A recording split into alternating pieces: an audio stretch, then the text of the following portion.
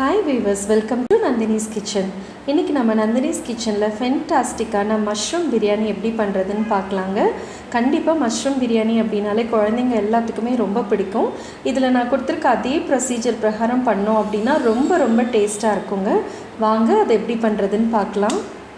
இதுக்கு நம்ம ஒரு குக்கர் எடுத்துக்கலாங்க. நல்ல 1 ஸ்பூன் நெய் விட்டுக்கலாம்.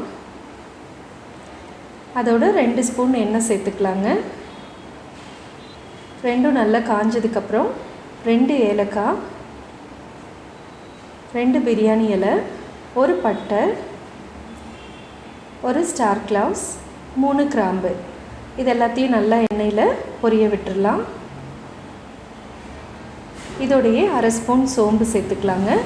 எல்லாம் நல்லா பொரிஞ்சதுக்கப்புறம் ஒரு பெரிய வெங்காயம் நீல வாக்கில் கட் பண்ணி சேர்த்துருக்கேன்.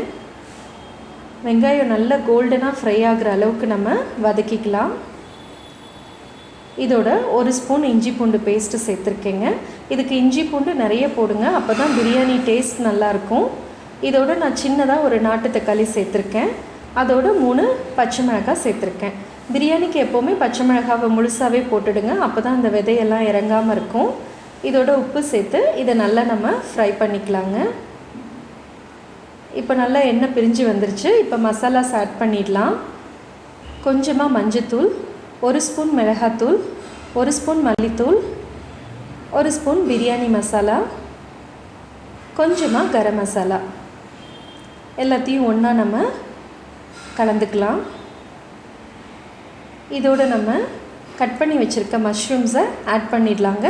மஷ்ரூம் எப்போவுமே இந்த மாதிரி நீல வாக்கில் கட் பண்ணிக்கோங்க, பார்க்க நல்லாயிருக்கும். இப்போ மஷ்ரூம் நல்லா வேகும்போது அதுலேருந்து தண்ணி வருங்க. அந்த தண்ணி போகிற அளவுக்கு நம்ம வேக வைக்கணும். அது வெந்துட்டுருக்கும்போதே நம்ம தயிர் சேர்த்துடலாம். 2 ஸ்பூன் தயிர் சேர்த்துருக்கேங்க. கொஞ்சமாக நான் பச்சை பட்டாணி சேர்த்துருக்கேன். எல்லாத்தையும் ஒன்றா கலந்துக்கலாம். இதோடையே நான் மல்லி புதினா 2மே சேர்க்குறேங்க. எல்லாத்தையும் நல்லா ஒன்றா கலந்து விட்டுடலாம். இப்போ ஓரளவுக்கு இதில் இருக்க தண்ணி குறைஞ்சிருச்சு. இப்போ நம்ம இதோட அரிசியை சேர்த்துக்கலாம். நான் 1 டம்ளர் பாஸ்மதி அரிசியை 1/2 மணி நேரம் ஊற வச்சுருக்கேங்க. அதை இதோடு நான் சேர்த்துக்கிறேன். சேர்த்து அரிசி உடையாமல் நல்லா நம்ம கலந்து விட்டுக்கலாம்.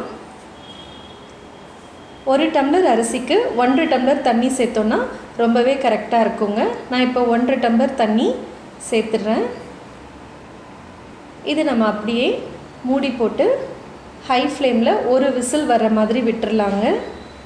இது 1 விசில் வந்த உடனேவே நம்ம ஸ்டவ்வை சிம்மில் வச்சிடணும். அடுத்த விசில் வர்றதுக்கு முன்னாடியே நம்ம ஆஃப் பண்ணிடணுங்க. அப்படி பண்ணோன்னா ரொம்ப பர்ஃபெக்டாக இருக்கும். பாருங்கள், பர்ஃபெக்டாக மஷ்ரூம் ரைஸ் எல்லாமே வெந்திருக்குங்க. இதே அளவுக்கு கரெக்டாக நம்ம தண்ணி வச்சோன்னா அடியும் பிடிக்காது, நல்ல டேஸ்ட்டாக இருக்குங்க பிரியாணி. அவ்வளோதாங்க, ஒரு ஃபென்டாஸ்டிக்கான பிரியாணி ரெடியாக இருக்குங்க. கண்டிப்பாக ட்ரை பண்ணுங்கள், டெஃபினட்டாக உங்களுக்கு பிடிக்கும்.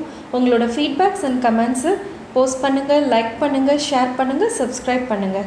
Thank you viewers, thank you so much.